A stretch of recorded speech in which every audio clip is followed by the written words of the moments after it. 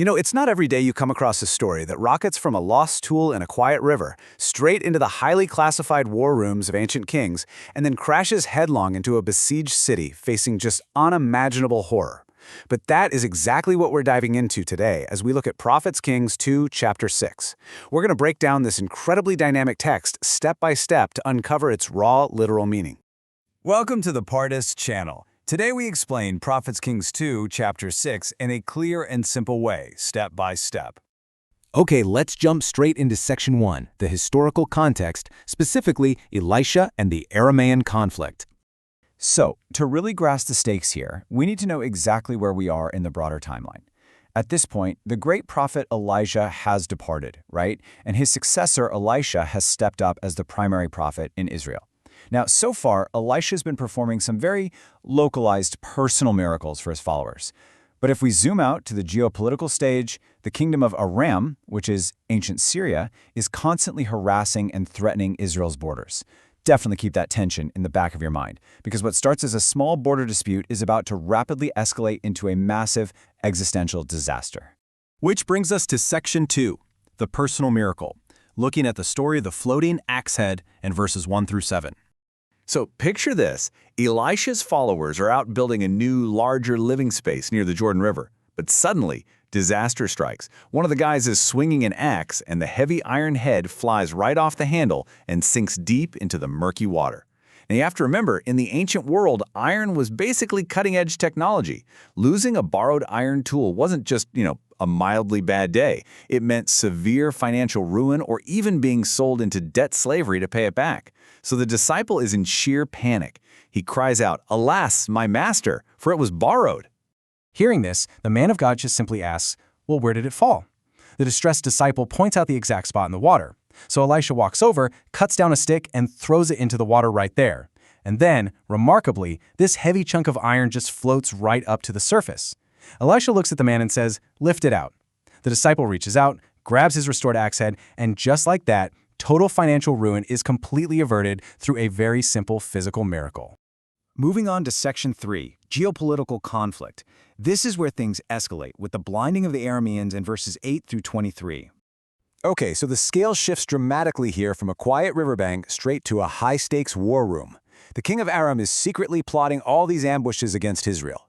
But every single time, Elisha warns the king of Israel, completely thwarting the traps. Understandably, the Aramean king is absolutely enraged. He thinks he's got a mole in his ranks. But his servants step in and reveal the crazy truth. They tell him that Elisha the prophet somehow knows the very words spoken in the king's private, highly secured bedroom. So, what does the king of Aram do? He sends a massive army under the cover of night to completely surround the city of Dothan. All of this, an entire army, just to capture one single man.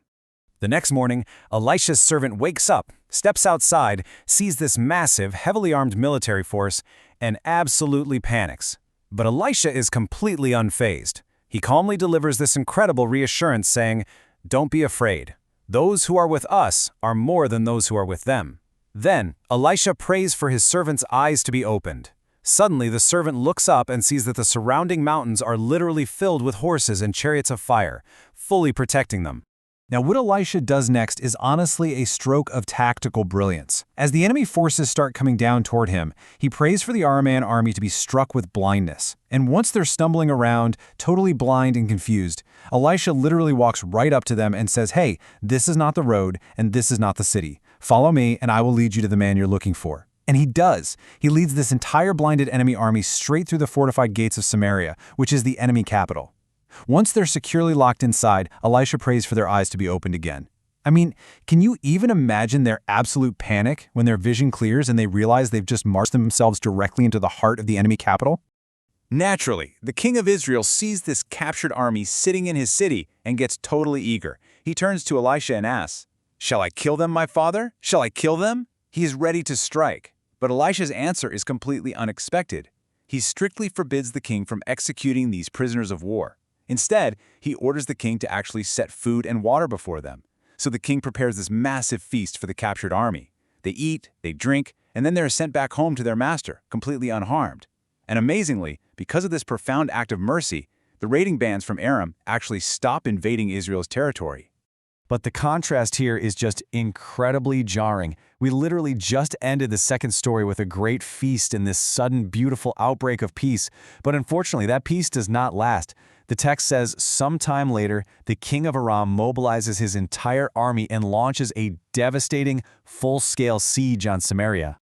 This brings us to the darkest part of the chapter, Section 4, Existential Crisis, the Siege of Samaria, covering verses 24 to 33. With the city totally surrounded, absolutely no food can get in. And the text illustrates this level of desperation by listing the market prices for what is basically garbage. A single donkey's head is being sold for 80 shekels of silver. A quarter of a cab, which is only about half a pint, of dove's dung, basically seed pods, is selling for 5 shekels of silver. To put that into perspective, people spending their silver on seed pods and donkey heads means we are looking at extreme economic hyperinflation, totally driven by sheer starvation. The city is literally running on empty. It gets so bad that as the king of Israel is passing by on the city wall, a woman cries out to him for help. The king bitterly responds that he's powerless. There's simply nothing left to give her. But he stops and asks her what's wrong. And guys, what the text presents next is a deeply disturbing historical reality of ancient warfare. The woman explains that she and her neighbor made a horrific pact just to survive the famine. She says, "This woman said to me, 'Give up your son so that we may eat him today, and tomorrow we'll eat my son.'" She then reports that they actually cooked and ate her son, but the next day the neighbor broke the pact and hid her own child. When the king hears this horrifying reality of what his own citizens are resorting to just to survive, he hits his absolute breaking point. He tears his robes in grief, and as a royal fabric rips open, the people looking up at him from the wall can see that right underneath, against his bare skin, he's wearing sackcloth, which is the ultimate sign of deep mourning and despair. But instead of surrendering to the enemy or turning to God in prayer, the king channels all of his violent, desperate frustration directly at Elisha. He swears an oath to cut off the prophet's head that very day, and he dispatches an assassin straight to Elisha's house. Meanwhile, Elisha is sitting in his house with the elders, and through his prophetic insight, he already knows the killer is on the way. He tells the elders to shut the door and hold it fast, and while he's still speaking, the messenger arrives, with the king himself following right behind. Standing there, the king delivers this incredibly despairing quote, "This disaster is from the Lord. Why should I wait for the Lord any longer?" It's just a total, absolute crisis of faith. The chapter literally cuts off right there on this massive cliffhanger of human despair right before Elisha responds in the next chapter. Let's take a breath and move to Section 5, Clarifications and Key Ideas. If you look closely, you'll notice how the stakes dynamically escalate throughout this entire chapter. We start off really small with a lost axe head, a local, personal threat that gets resolved by a simple physical miracle. Then, boom, we jump straight to national security with the Dothan ambush, which is resolved by spiritual vision and some unprecedented mercy. But finally, we hit an existential, fatal threat that completely strips away human dignity. The chapter is systematically raising the temperature until everything just violently breaks. So, what are the primary takeaways from this literal text? First, it's clear that Elisha acts as a direct conduit for divine knowledge. The guy knows the enemy king's top secret bedroom conversations. Second, the text explicitly shows us that an unseen spiritual reality, like those chariots of fire, operates right parallel to our physical world. And third, the gruesome reality of the siege we just read about, that isn't meant to be some deep, symbolic metaphor. It is a raw, totally unfiltered historical look at the literal extremities and devastating consequences of geopolitical warfare.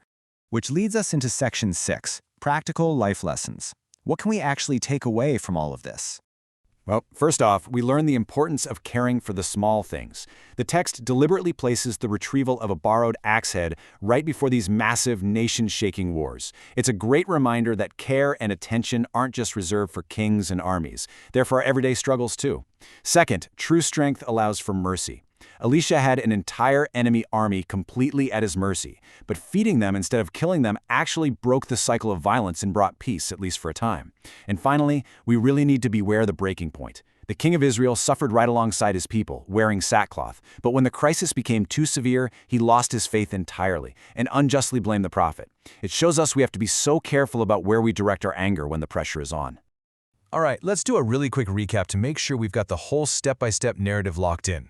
Step 1. Elisha helps out his disciples by miraculously retrieving a lost iron axe head from the river. Step 2. He uncovers enemy plots, gets totally surrounded, blinds the Aramean army, and then shows them radical mercy by throwing them a great feast. Step 3, that temporary peace shatters when a massive siege starves the city of Samaria, causing horrifying conditions and hyperinflation. And Step 4, the king of Israel hits rock bottom, loses every ounce of hope, and shows up at Elisha's door blaming him for the entire disaster. So, with the king at his absolute breaking point and an assassin literally at the door, where does faith go when all hope is starved out? Well, we'll have to find out what happens next time. Thank you for learning with us. If this helped you understand the chapter better, like, subscribe, and join us for the next chapter.